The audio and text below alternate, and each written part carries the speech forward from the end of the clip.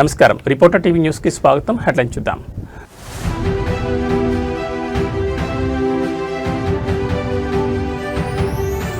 Liquor scam కేసులో కవితకు big relief, clean chit ఇచ్చిన రౌజ్ అవెన్యూ కోర్ట్.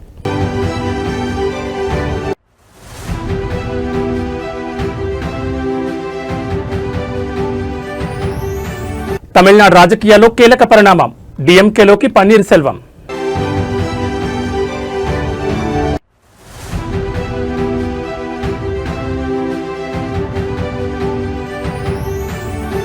లడ్డూపై చర్చకు భయమెందుకు, ప్రభుత్వానికి వ్యతిరేకంగా వైసీపీ నినాదాల హోరు.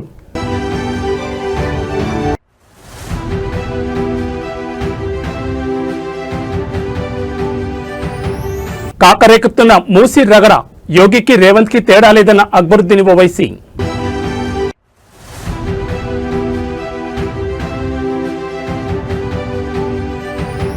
కేజ్రీవాల్ సిసోడియాలకు big relief, liquor scam case నుంచి విముక్తి.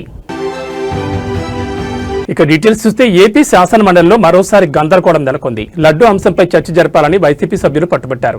వైసీపీ సభ్యులు పోడియం ముట్టడించారు. ప్రభుత్వానికి వ్యతిరేకంగా నినాదాలు చేశారు. వైసీపీ సభ్యుల తీరుపై నాదెండ్ల మనోహర్ ఆగ్రహం వ్యక్తం చేశారు. వైసీపీ వాయిదా తీర్మానాన్ని చైర్మన్ తిరస్కరించారు. అవసరమైతే 4-5 తేదీల్లో చర్చిద్దామని మంత్రి అచ్చెన్నాయుడు అన్నారు. దీంతో లడ్డూపై చర్చించేందుకు భయం ఎందుకని వైసీపీ సభ్యులు ప్రశ్నిస్తున్నారు. సభ వాయిదా పడినా సభలోనే వైసీపీ సభ్యులు ఆందోళన చేపట్టారు. వైసీపీ సభ్యుల ఆందోళనపై చైర్మన్ మోషన్ రాజు ఆగ్రహం వ్యక్తం చేశారు. లడ్డూ ప్రసాదం షార్ట్ డిస్కషన్ సందర్భంగా సభ పునఃప్రారంభమైనప్పుడు ప్రశ్నోత్తరాలు మళ్లీ మొదలు పెట్టాలనడం సరికాదన్నారు. మంత్రి పయ్యావుల కేశవ్ తనపై మాట్లాడిన వ్యాఖ్యలు అవాస్తవమన్నారు. తాను సంతకం చేస్తానని చెప్పిన మాటలు కరెక్ట్ కాదన్నారు. అధికార ప్రతిపక్షాలు సభ సజావుగా జరగడానికి సహకరించాలని కోరారు. మీరు రాజకీయాలు చేసుకోండి, కానీ కుర్చీని అవమానించొద్దంటూ అసహనం వ్యక్తం చేశారు.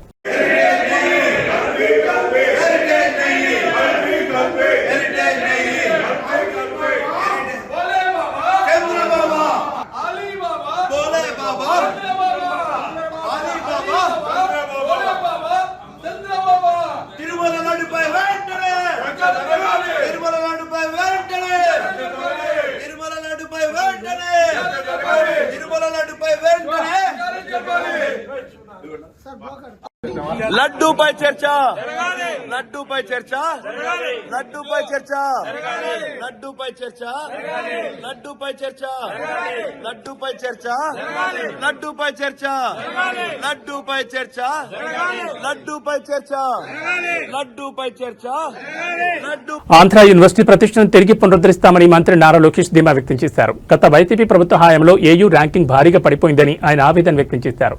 గత 5 ఏళ్లలో యూనివర్సిటీ ర్యాంకింగ్ 72వ స్థానానికి దిగజారిందని గణాంకాలతో వివరించారు. కూటమి ప్రభుత్వ లక్ష్యం ఏయూని మళ్లీ టాప్ 10 జాబితాలోకి చేర్చడమేనని స్పష్టం చేశారు. యూనివర్సిటీలో జరిగిన అక్రమాలపై ప్రభుత్వం ఉక్కుపాదం మోపుతోందని హెచ్చరించారు. ముఖ్యంగా మాజీ వీసీ ప్రసాద్ రెడ్డి హయాంలో జరిగిన వ్యవహారాలపై విజిలెన్స్ విచారణకు ఆదేశించారు. యూనివర్సిటీని రాజకీయ పునరావృత కేంద్రంగా మార్చేస్తారని లోకేష్ మండిపడ్డారు. అక్రమ నియామకాలు, నిధుల మళ్లింపై సమగ్ర విచారణ జరుగుతోందని వెల్లడించారు. విద్యార్థుల భవిష్యత్ కంటే రాజకీయ ప్రయోజనాలకే గత ప్రభుత్వం ప్రాధాన్యత ఇచ్చిందని విమర్శించారు. ఏయూ ప్రక్షాళన కోసం కఠిన నిర్ణయాలు తీసుకునేందుకు వెనుకాడబోమని స్పష్టం చేశారు. గౌరవ సభ్యులు 2-3 అంశాలు అడిగారు. ఒకటి, ఈ 100 years ఉత్సవాలు ఏదైతే జరుగుతుందో అది ఘనంగా జరపాలి, అందరితో కోఆర్డినేట్ చేసి చేయాలని గౌరవ సభ్యులు కోరారు. అధ్యక్ష, ఫస్ట్ గా రేపు పొద్దున్న నేను విశాఖపట్నం వెళ్తున్నాను. ఎలమంచిలో కంపెనీకి మేము శంకుస్థాపన వేస్తున్నాము. దాంట్లో భాగంగా రిటర్న్ లో కూడా వైస్ ఛాన్సలర్ గారిని కలుస్తున్నాను. కలిసి మొత్తం ప్రోగ్రామ్ రివ్యూ చేసి గౌరవ సభ్యులు కూడా కాపీ పంపిస్తాను. మీరు కూడా మీ ఇన్పుట్ ఇస్తే మనం ఘనంగా ఈ శతాబ్ది ప్రోగ్రామ్ అనేది నిర్వహించాల్సిన బాధ్యత ఇక్కడున్న మన అందరిపైన ఉందని గౌరవ సభ్యులు తెలియజేస్తున్నారు. అధ్యక్ష, అంతేకాకుండా అధ్యక్ష, కేవలం ఒక ఆంధ్ర యూనివర్సిటీ కాదు, ఆంధ్ర రాష్ట్రంలో ఉన్న ప్రభుత్వ విశ్వవిద్యాలయాల్లో గత ప్రభుత్వం 5 సంవత్సరాలు విచ్చలవిడిగా వాళ్ళ కార్యకర్తలను అక్కడ పెట్టుకుంటాం జరిగింది. దానిపైన ప్రత్యేకంగా మేము ఇప్పుడు మ్యాన్ పవర్ ఆడిట్ అనేది జరుగుతుంది. అధ్యక్ష, అది నేను ఈ రోజు కూడా రివ్యూ చేశాను. నెక్స్ట్ 30 days లో ఆ మ్యాన్ పవర్ ఆడిట్ మేము పూర్తి చేస్తాం. దాని తర్వాత కఠిన నిర్ణయాలు, చర్యలు కూడా తీసుకుంటామని గౌరవ సభ్యులు తెలియజేస్తున్నాం. ఇప్పుడే పెద్దలు చెప్పినట్లు ఏంటంటే కాంట్రాక్ట్ లో కొంతమంది పనిచేస్తున్నారు, దాని తర్వాత కొంతమంది ఎంటీఎస్ రావాలని కోరుతున్నారు, దాని తర్వాత రెగ్యులరైజ్ చేయాలని కూడా. ఆంధ్రప్రదేశ్ అసెంబ్లీలో ప్రస్తుతం తిరుమల లడ్డు కల్తీ నెయ్యి అంశం తీవ్ర దుమారం రేపుతోంది. మంత్రి అచ్చెన్నాయుడు చేసిన వ్యాఖ్యలు రాజకీయ వర్గాల్లో పెద్ద చర్చకు దారితీశాయి. తిరుమల లడ్డు ప్రసాదం తయారీలో కల్తీ నెయ్యి వాడకంపై ప్రభుత్వం ఎప్పుడైనా ఎన్ని రోజులైనా చర్చించడానికి సిద్ధంగా ఉందని మంత్రి స్పష్టం చేశారు. ఈ అంశంపై చర్చ జరిగితే తమ హయాంలో జరిగిన లోపాలు బయటపడతాయని భయపడే వైసీపీ సభ్యులు సభ నుంచి పారిపోతున్నారని ఆయన మండిపడ్డారు. గత ప్రభుత్వ హయాంలో జరిగిన అక్రమాలను సాక్ష్యాధారాలతో సహా సభ ముందు ఉంచుతామని ధీమా వ్యక్తం చేశారు. ఇంత అసమర్థ ప్రతిపక్షాన్ని నేను ఎప్పుడూ చూడలేదు. ఒక ఇష్యూని లేవనెత్తడం ప్రభుత్వం పైన బురద జల్లడం వీళ్ళకి అలవాటు అయిపోయింది. మేము సిద్ధంగా ఉన్నామన్నా సరే ఈరోజు మళ్ళీ మీ దగ్గరకు వచ్చి ఇలాగా సభ జరగకుండా చేస్తున్నారంటే వీళ్ళకు సరుకు లేదు. వీళ్ళు చేసినటువంటి మొత్తం కార్యక్రమాలన్నీ బయటకు వస్తాయని భయపడే కార్యక్రమాలు జరగకుండా లేదని చెప్పి తెలియజేస్తున్నారు. కాంగ్రెస్ పాలనపై బీఆర్ఎస్ నేత కేటీఆర్ నిప్పులు చెరిగారు. ఖమ్మం జిల్లా వెలుగుమట్లలో ఇళ్ల కూల్చివేతలను పరిశీలించిన ఆయన అక్కడి దృశ్యాలు యుద్ధం జరిగిన గాజా నగరాన్ని తలపిస్తున్నాయని ఆవేదన వ్యక్తం చేశారు. ప్రస్తుతం కాంగ్రెస్ ప్రభుత్వం బీఆర్ఎస్ కౌన్సిలర్లను కార్యకర్తలను ఇబ్బంది పెడుతోంది. ఇది కేవలం ఇంటర్వెల్ లోపు సినిమా మాత్రమే. 2 ఏళ్ల తర్వాత సినిమాలో హీరో వచ్చినట్లు కేసీఆర్ వస్తారు. ఆ తర్వాత 3 ఏళ్లు మనదే రాజ్యం అని ధీమా వ్యక్తం చేశారు. అలంపూర్ మాజీ ఎమ్మెల్యే చల్లా వెంకటరామరెడ్డిని మొండోడు అని అభివర్ణించారు. అధికారంలో ఉన్నప్పుడు తన సొంత పనుల కోసం ₹1 కూడా అడగలేదని, ఎప్పుడు నా అలంపూర్ నా నియోజకవర్గం తప్పించేవాడని కొనియాడారు. జగన్ ఫోన్ ఉదంతం మా ప్రభుత్వం పోయాక కూడా నియోజకవర్గానికి నీళ్ల కోసం నా దగ్గరకు వచ్చి ఏపీ మాజీ సీఎం జగన్మోహన్ రెడ్డికి ఫోన్ చేయమని పట్టుపట్టారు. నేను జగన్ ఫోన్ చేస్తే చల్లా ఇప్పటికే నాకు ఫోన్ చేశాడు, ఇప్పుడు నీతో కూడా చేయిస్తున్నాడా అని జగన్ నవ్వారు. అంతటి కమిట్మెంట్ ఉన్న నాయకుడు చల్లా అని కేటీఆర్ గుర్తు చేసుకున్నారు. కేటీఆర్ ఈ వ్యాఖ్యల ద్వారా అటు ఖమ్మం జిల్లాలో ఇళ్ల కూల్చివేత బాధితులకు భరోసా ఇస్తూనే ఇటు ఉమ్మడి మహబూబ్నగర్ జిల్లాలో చల్లా వెంకటరామరెడ్డి పట్ల తనకున్న నమ్మకాన్ని కార్యకర్తలకు చాటి చెప్పారు. ప్రభుత్వ వ్యతిరేకతను అనుకూలంగా మార్చుకుని మళ్లీ కేసీఆర్ నాయకత్వంలో పుంజుకుంటామని ఆయన సంకేతాలు ఇచ్చారు. నిన్న ఖమ్మంలో వెలుగుమట్ల అనే ప్రాంతం ఉంది, మొత్తం కూలగొట్టినారు. 900 కుటుంబాలను రోడ్డును పడేసినారు. ఇవాళ ప్రాంతానికి పోతే ఆ శిథిలాలు చూస్తుంటే అక్కడెక్కడో గాజా అని ఉంటుంది.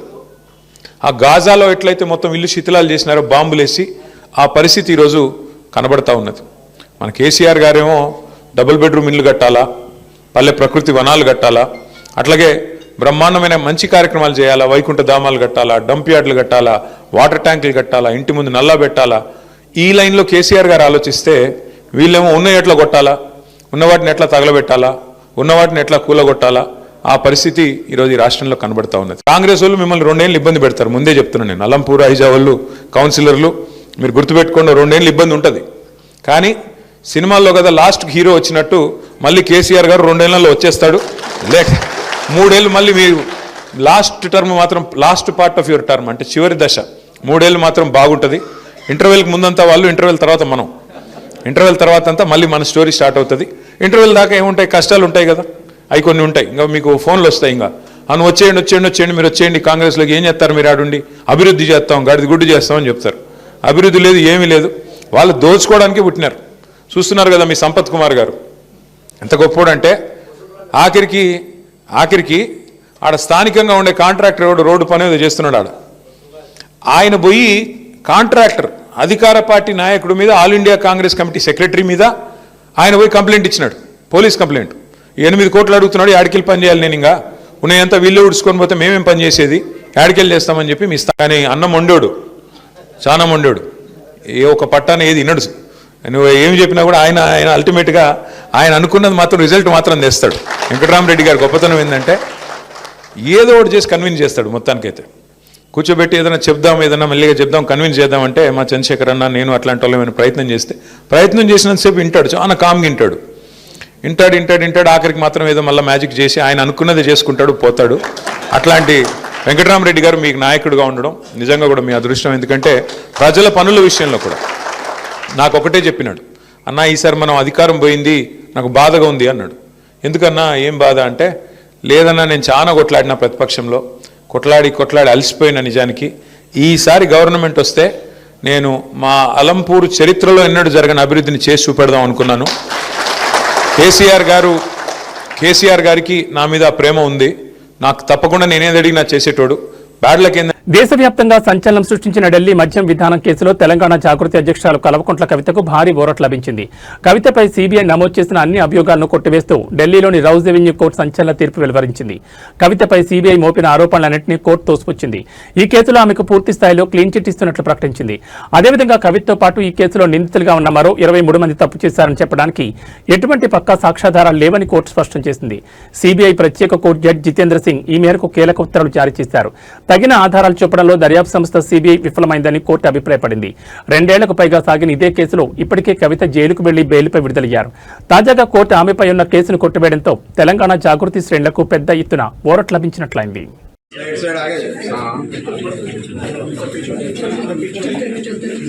It is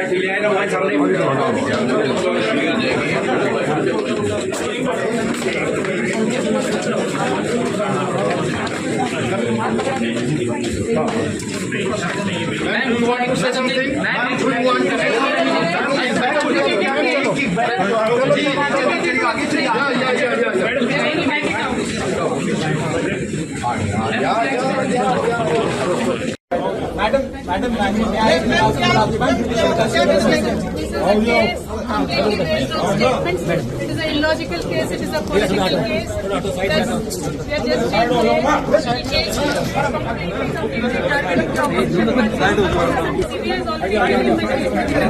CBI has taken your statement in jail. Ma'am CBI ने आपसे क्या पूछा ma'am?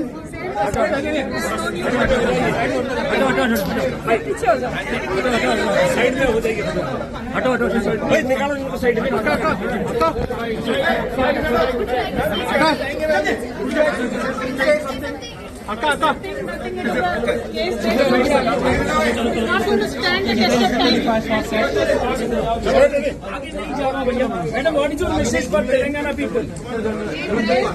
Ma'am, what is your message for Telangana people? Sir पीछे हो जाइए, सर पीछे। अरे भाई पीछे हो जाओ, भाई पीछे हो जाओ।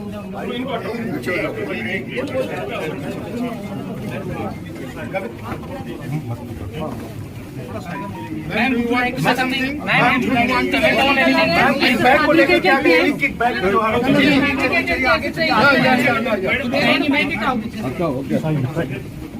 Ma'am, would you like to say something? It's an illegal arrest. They're going to fight it out.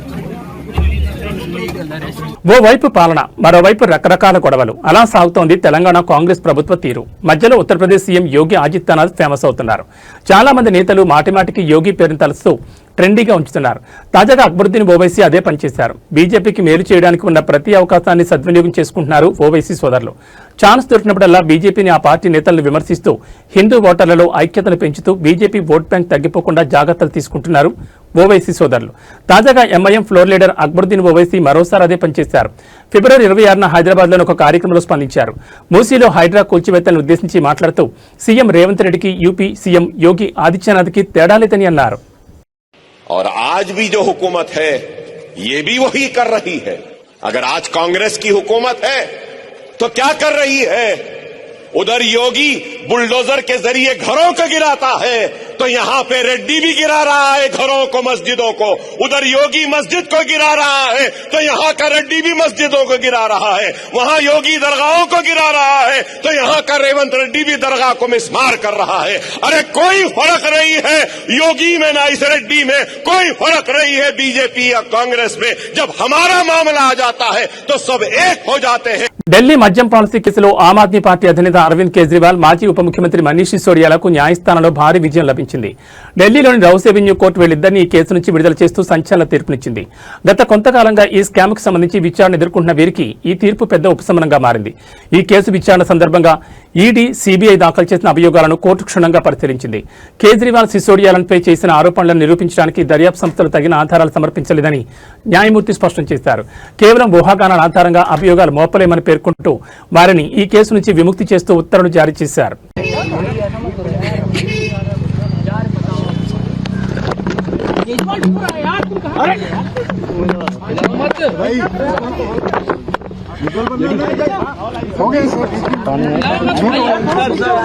संभालिए sir, अपने आप संभालिए, हिम्मत सर, लाओ मत भाई. पानी दो, पानी. केजरीवाल भ्रष्ट नहीं है. मैंने केवल अपनी जिंदगी में ईमानदारी कमाई है. इन्होंने झूठा केस लगाया और आज ये साबित हो गया. कोर्ट ने कहा है कि केजरीवाल कट्टर ईमानदार है, मनीष सिसोदिया कट्टर ईमानदार है, आम आदमी पार्टी कट्टर ईमानदार है. मैं प्रधानमंत्री जी से कहना चाहता हूं, सत्ता के लिए इस तरह से खिलवाड़ मत कीजिए देश के साथ, इस तरह से संविधान के साथ खिलवाड़ मत कीजिए. आपको सत्ता चाहिए, अच्छे काम कीजिए. आज देश के सामने इतनी बड़ी बड़ी समस्याएं हैं, महंगाई है, बेरोजगारी है, पूरे देश में सड़कें टूटी पड़ी है, चारों तरफ पोल्यूशन ही पोल्यूशन हो रहा है, चारों तरफ देश में इतनी समस्याएं हैं। उन समस्याओं का समाधान करके सत्ता में आइए ना। केजरीवाल पे, आम आदमी पार्टी पे झूठे केस क्यों करते हैं? अच्छा काम करके सत्ता में आइए। इस तरह के झूठे केस करना और 24 घंटे विरोधियों के, विपक्षियों के खिलाफ ऊट पटांग के केस करना, उनको जेल में डालना, ये एक प्रधानमंत्री को शोभा नहीं देता। इससे देश आगे नहीं बढ़ेगा। देश आगे तब बढ़ेगा जब जनता की समस्याओं का समाधान किया जाएगा। कोर्ट ने सीबीआई के ऊपर आज एक बार फिर गर्व हो रहा है देश के संविधान पर, बाबा साहब अम्बेडकर पर, जिन्होंने इतना शानदार संविधान दिया और सत्य की जीत हुई है। सर सीबीआई के ऊपर भी sir Arvind Kejriwal and Manish Sisodia speaking outside court, and you saw how Arvind Kejriwal, the former Chief Minister of Delhi and the convener of the Aam Aadmi Party, broke down. He teared up while speaking about the way he has been exonerated by court, lashing out at the Modi. భాగ్యనగరంలో మరోసారి కల్తీ mafia పడగవిప్పింది. మనం నిత్యం కూరల్లో వాడే అల్లం వెల్లుల్లి paste అసలు అది అల్లం పేస్టా లేక ప్రాణాంతక రసాయనాల ముద్దన అనే అనుమానాలు కలక్కమానవు. ఖైరతాబాద్ జోన్ పరిధిలో టాస్క్ ఫోర్స్ పోలీసులు జరిపిన మెరుపు దాడిలో దిమ్మదిరిగే నిజాలు వెలుగులోకి వచ్చాయి. హైదరాబాద్లోని ఎంఎస్ మక్తా కేంద్రంగా సాగుతున్న ఒక భారీ కల్తీ నెట్వర్క్ ను పోలీసులు ఛేదించారు. కేవలం 21 ఏళ్ల వయసున్న జసానీ ఇల్యాన్ అనే వ్యక్తి అమాయక ప్రజల ప్రాణాలతో చెలగాటమాడుతూ అక్రమంగా అల్లం వెల్లుడి పేస్ట్ యూనిట్ నడుపుతున్నాడు. ఈ దాడిలో సుమారు 4000 కేజీలు నిల్వ ఉంచిన కల్తీ పేస్ట్ ను టాస్క్ ఫోర్స్ అధికారులు స్వాధీనం చేసుకున్నారు. రుచి కోసం ఎక్కువ రోజులు నిల్వ ఉండడం కోసం అత్యంత ప్రమాదకరమైన కెమికల్స్ వాడుతున్నట్లు గుర్తించారు. పేస్ట్ తయారు చేసే పెద్ద పెద్ద గ్రైండింగ్ యంత్రాలు, గూడ్స్ ఆటోను పోలీసులు సీజ్ చేశారు. లాభాల కోసం ఈ కల్తీ కేటగాళ్లు ఏ స్థాయికి దిగజారుతున్నారో, అపరిశుభ్రత వాతావరణం, కుళ్లిపోయిన ముడి పదార్థాలు, ప్రాణాంతక రసాయనాలు కలిపి మార్కెట్లోకి పంపిస్తున్నారు. నిందితుడు జసానీ ఇల్యాన్ను అరెస్ట్ చేసిన ఖైరతాబాద్ పోలీసులు లేక్ పోలీస్ స్టేషన్లో కేసు నమోదు చేశారు. ప్రస్తుతం ఈ కల్తీ పేస్ట్ను ఎక్కడికెక్కడ సరఫరా చేస్తున్నారు, దీని వెనుక ఇంకా ఎవరైనా పెద్ద తలకాయలు ఉన్నాయా అనే కోణంలో పోలీసులు లోతుగా దర్యాప్తు చేస్తున్నారు.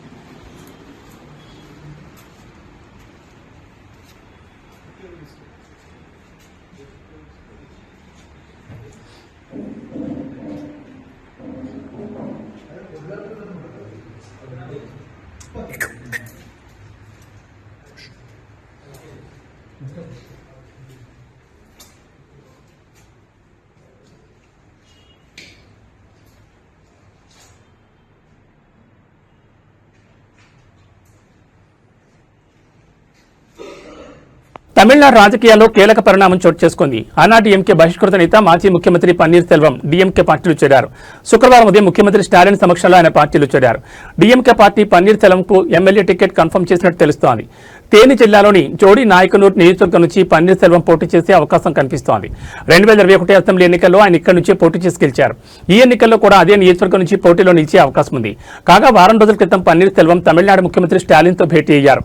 అనంతరం పన్నీర్ సెల్వం మీడియాతో మాట్లాడుతూ డీఎంకే 5 ఏళ్ల పాలనపై ప్రశంసల జల్లులు కురిపించారు. డీఎంకే ప్రభుత్వం మళ్లీ ఏర్పడుతుందని, గత 5 ఏళ్లుగా సీఎం స్టాలిన్ విజయవంతమైన సుపరిపాలన అందించారని అన్నారు. అందుకే తాను సీఎం స్టాలిన్ కలిసి అభినందనలు తెలిపానని చెప్పారు. డీఎంకే పాలనపై ప్రజల్లో నమ్మకం ఉందని, త్వరలో జరగనున్న ఎన్నికల్లో మళ్లీ డీఎంకేనే గెలుస్తుందని ఆశాభావం వ్యక్తం చేశారు.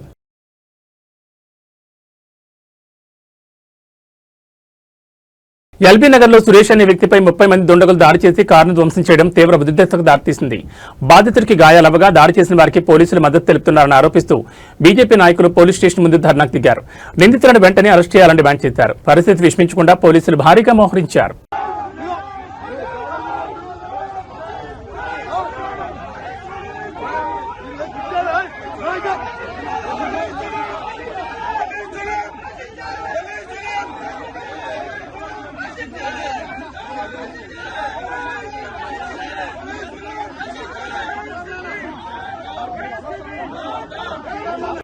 అలాంటిది మీరు ఏదో అపోహపడి మీరు రిక్వెస్ట్ చేసిన ఉన్న పనికి మీకు ఎక్స్ప్లెయిన్ చేస్తా, ఇంటికి వచ్చాడు, ఇంటికి వచ్చి యాడికి వచ్చాడు, ఆడికి వచ్చాడు, మీరు చెప్పినాక ఎందుకు మరి ఉంటా అంటే జనాలు తీసుకొని వచ్చాక ఏంది మీరు అంటే నాకు అర్థం కాదు. అంటే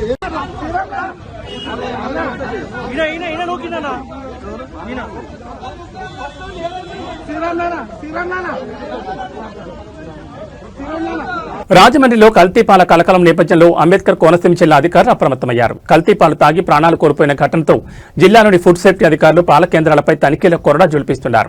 రావులపాలెంలోని పలు పాల కేంద్రాలు, మిల్క్ సెంటర్లలో ఫుడ్ ఇన్స్పెక్టర్ ఏపూర్ రామయ్య ఆధ్వర్యంలో అధికారులు మెరుపుదాడులు నిర్వహించారు. పాలను నిల్వ చేసే విధానం, సెంటర్లోని పరిశుభ్రత మరియు నాణ్యతా ప్రమాణాలను అధికారులు క్షుణ్ణంగా పరిశీలించారు. పలు కేంద్రాల నుంచి పాల నమూనాలను సేకరించి పరీక్షల నిమిత్తం ల్యాబ్కు పంపించారు.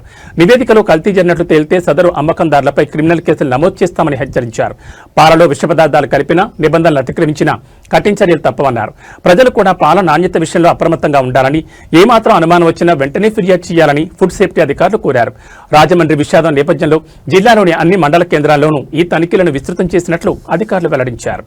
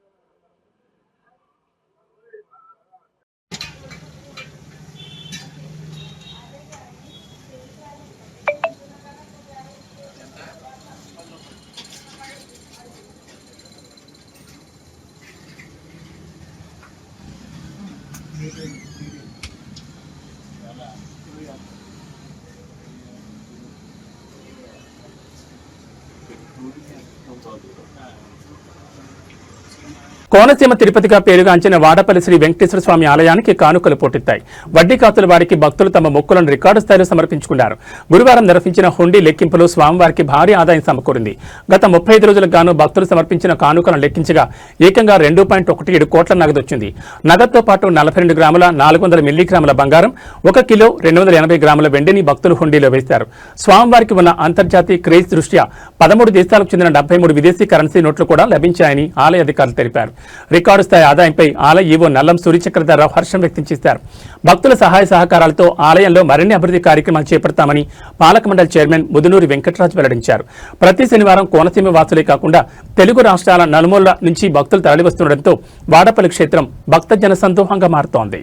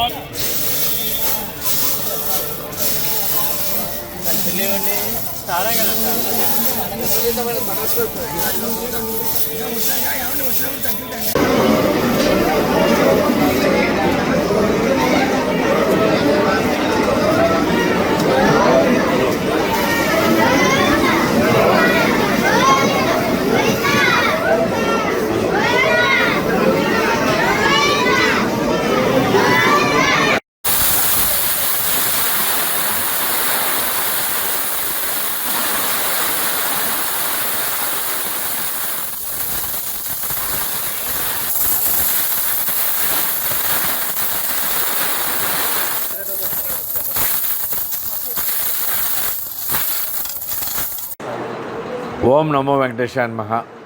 ఆత్రేయపురం మండలం వాడపల్లి గ్రామంలో వేయించేస్తున్న స్వయంభూ వెంకటేశ్వర స్వామి ఆలయంలో ఈ రోజున మరి హుండీలు తెరవగా 35 రోజులకు గాను 2,17,83,358 రూపాయలుగా రావడం జరిగింది. అలాగే బంగారం 42 గ్రాములు 400 మిల్లీగ్రాములు, వెండి 1 కేజీ 240 గ్రాములు వచ్చింది. మరియు 13 విదేశీయుల నుండి దేశాల నుండి 73 విదేశీ కరెన్సీ నోట్లు కూడా వచ్చినాయి. ఈ యొక్క కార్యక్రమంలో ధర్మకర్తల మండలి చైర్మన్ ముదునూరి వెంకటరాజు గారు, ధర్మకర్తలు మరియు D Suresh Babu assistant commissioner Mandapalli, అలాగే పివిఎస్ కామేశ్వరరావు గారు group temples Palivela, B Narendra Kumar group temples Atreyapuram, అర్చక స్వాములు, వేద పండితులు, గ్రామస్తులు, మరి పత్రికా విలేకరులు, అలాగే కరూరు వైశ్య బ్యాంక్ వారు, మరి కెనరా బ్యాంక్ వారు, వీరందరి యొక్క సహకారంతో ఈ యొక్క కార్యక్రమాన్ని విజయవంతంగా చేసామని చెప్పి ఇది ఒక రికార్డు. దేవస్థానంలో అత్యధికంగా రికార్డు స్థాయి కలెక్షన్ అని చెప్పేసి భక్తులందరికీ కూడా నేను మనవి చేసుకుంటున్నాను. ఓం నమో వెంకటేశాయ నమః. ప్రేమకు కులమతాలే కాదు, ఖండాంతర సరిహద్దులు కూడా లేవని నిరూపించారో జంట. ఫ్రాన్స్ దేశానికి చెందిన కుర్రాడు మన యానాం అమ్మాయిని భారతీయ సంప్రదాయబద్ధంగా వివాహం చేసుకున్నారు. విదేశీయుల సందడితో యానాంలో పెళ్లి వేడుకలు అంబరాన్నట్టాయి. యానాంకు చెందిన అనిత అనూష ఫ్రాన్స్లో డేటా ఇంజనీర్గా పనిచేస్తున్నారు. అక్కడే ప్రభుత్వ రంగంలో స్టేజ్ ఆర్టిస్ట్గా పనిచేస్తున్న రోమెన్ షులేర్తో ఒక డేటింగ్ యాప్ ద్వారా పరిచయం ఏర్పడింది. ఆ పరిచయం కాస్త ప్రేమగా మారింది. గతంలో ఒకసారి యానాం వచ్చిన రోమెన్ షులేర్కు ఇక్కడి ఆచారాలు, పెళ్లి వేడుకలు బాగా నచ్చేశాయి. దీంతో తన పెళ్లిని కూడా భారతీయ పద్ధతిలోనే చేసుకోవాలని నిర్ణయించుకున్నారు. ఈ వివాహం కోసం వరుడు తరపున ఫ్రాన్స్ నుంచి సుమారు 50 మంది ప్రతినిధులు యానాం తరలివచ్చారు. పెళ్లికి ముందు జరిగిన సంగీత వేడుకలు, అటు ఫ్రెంచ్ వియ్యాలవారు, ఇటు యానాం బంధువులు కలిసి చేసిన డాన్సులు ప్రత్యేక ఆకర్షణగా నిలిచాయి. యానాం పట్టణ ప్రముఖులు, బంధుమిత్రుల సమక్షంలో జరిగిన ఈ దేశాంతర వివాహం ఇప్పుడు సోషల్ మీడియాలోనూ తెగ వైరల్ అవుతోంది. అందరూ ఈ కొత్త జంటను దీవిస్తున్నారు.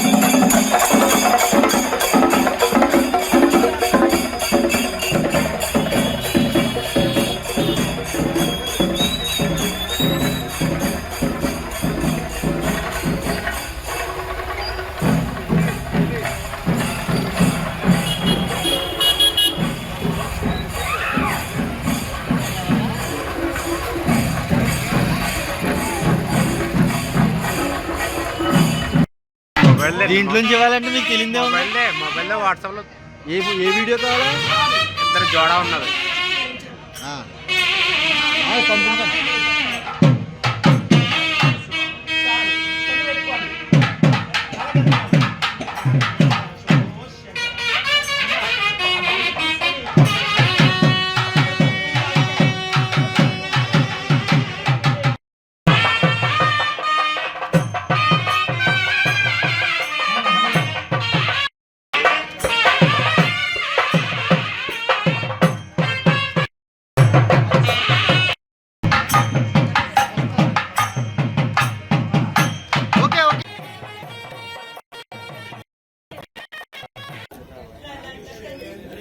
फोटो फोटो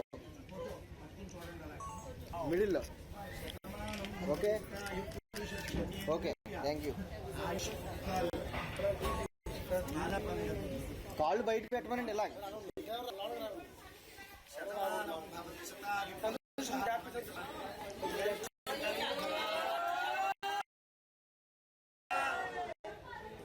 సుమంగళి భవ సుమంగళి భవ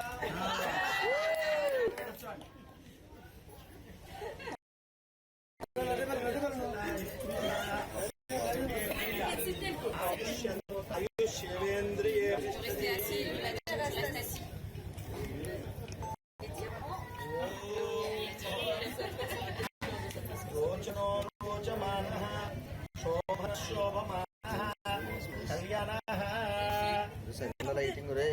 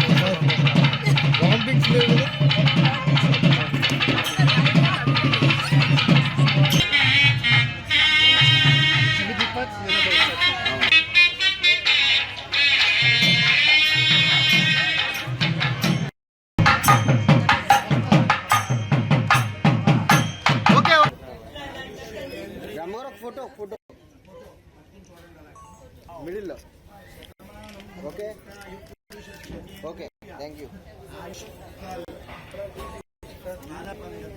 కాళ్ళు బయట పెట్టమనండి ఇలా.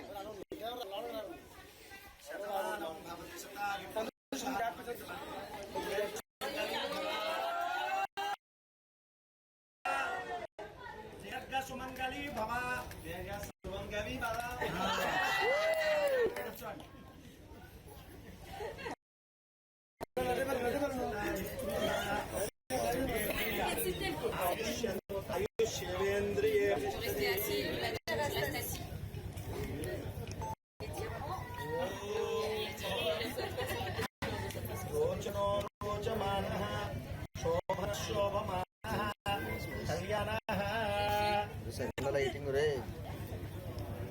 ఇక బులెటిన్ ముగించే ముందు హెడ్లైన్స్ మరోసారి.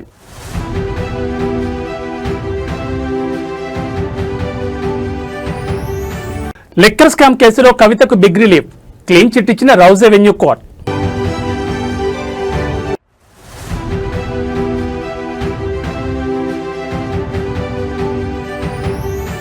తమిళనాడు రాజకీయాల్లో కీలక పరిణామం, డిఎంకేలోకి పన్నీర్ సెల్వం.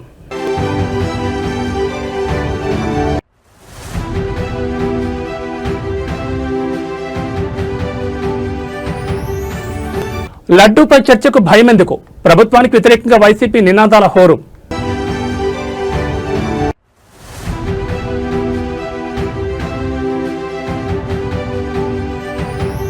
కాకరేకుతున్న మూసీ రగడ, యోగికి రేవంత్ కి తేడా లేదన్న అక్బరుద్దీన్ ఓవైసీ.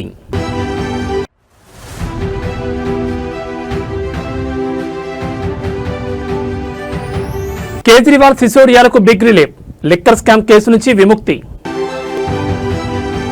ఇవి బులెటిన్ విశేషాలు. నమస్కారం.